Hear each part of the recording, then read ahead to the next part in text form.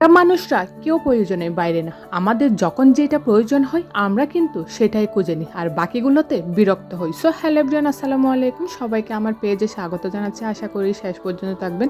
এটা হচ্ছে গত ২ দিন আগের ভিডিও। অনেক বেশি রোদ ছিল আর কি। গত ২ দিন অনেক বেশি বৃষ্টি হওয়ার পর এই দিন একটু রোদ উঠছিল, প্রচুর রোদ উঠছিল। আসলে আমরা যখন খুব বেশি গরমে পড়ি আর কি, যখন অনেক বেশি রোদ হয় তখন আমরা বৃষ্টি খুঁজি, আবার অনেক বেশি যখন বৃষ্টি হয় না তখন আমরা রোদ খুঁজি। বেশি রোদ দেখার ফলে সকাল থেকে কি করব ভাবতে ভাবতে এই যে বেড বিছানাগুলো একটু রোদে দিছি, যেহেতু বাচ্চার মা অনেক সময় একটু শিশি করে দেয় আর কি। তো একটু ভাবলাম রোদে দিয়ে অনেক দিন ধরে দিব করে, আর বৃষ্টির কারণে দেওয়া হচ্ছে না। খুব বেশি হয়েছিল কয়েকদিন। তো এরপরে যেহেতু এত বেশি রোদ উঠছে আর অনেক বেশি মনে হচ্ছিল সব কিছু বাড়ির একদম সব কিছু বের করে শুকাতে দিয়ে দিই, সবগুলো একদম শুকাই তারপর ঢুকাই। কারণ বৃষ্টি হলে যদি কয়েকদিন টানা বৃষ্টি হয় না, এরপর একদম বাড়ি ঘর কাপড় চোপড় কেমন যেন একদম আস্তে গন্ধ লাগাকে একদমই ভালো লাগে না। তো আমার ইচ্ছে করতেছিল আমি সবগুলোই একদম শুকাতে দিয়ে দিই, অতগুলো তার দিতে পারবো না। তো একটু বেড বিছানাগুলো দিয়েছিলাম আর কি। এদিকে ওগুলো দিয়ে আবার রান্না করতে আসছি। আবার ভয়ও লাগতেছিল যদি হঠাৎ করে বৃষ্টি চলে আসে না, তাইলে আমার একদম সর্বনাশ হয়ে যাবে আর কি। একটু চেক করতেছিলাম, আবার কিছুক্ষণ পর দেখতেছি অনেকটা মেঘ হয়ে যাচ্ছে।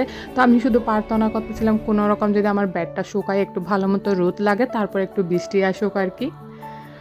ভিডিও শুরুতে বলেছিলাম না, আমরা কিন্তু কেউ প্রয়োজনের বাইরে না। আমরা মানুষটা না এইরকমই, যখন আমাদের যেটা প্রয়োজন হয় না আমরা শুধু সেটাই খুঁজি। এরপরে না বাকি জিনিসগুলোতে আমরা খুব বেশি বিরক্ত হই।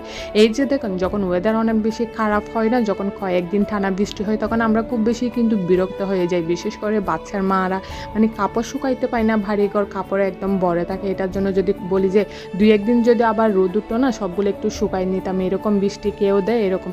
আবার যখন প্রচণ্ড রোদ আর প্রচণ্ড গরম থাকে না, আর গরমে অতিষ্ঠ হয়ে আমরা আল্লাহকে বলি, আল্লাহ ২ দিন একটু বৃষ্টি দেন, অনেক বেশি গরম, একটু ঠান্ডা করে দেন। আমরা মানুষটাই এমন, শুধু এই যে বৃষ্টি বা রোদের ক্ষেত্রে না, যে কোনো ক্ষেত্রে কিন্তু আমরা মানুষটা এরকম, যেটা আমাদের প্রয়োজন হয় না সেটা আমরা খুব ভালোভাবে কিন্তু ব্যবহার করি।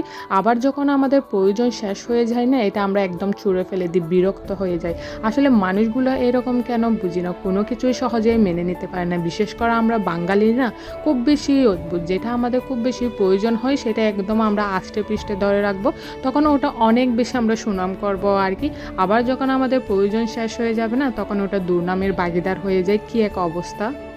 জানি না আমরা কখন এই মন মানসিকতা বের হতে পারবো। যদি আমরা আমাদের মন মানসিকতাগুলোকে ঠিক করে ফেলি না, তখন দেখবেন অনেক কিছুই আমাদের কাছে সহজ মনে হবে আর কি, আর কোনো কিছুই খারাপ মনে হবে না।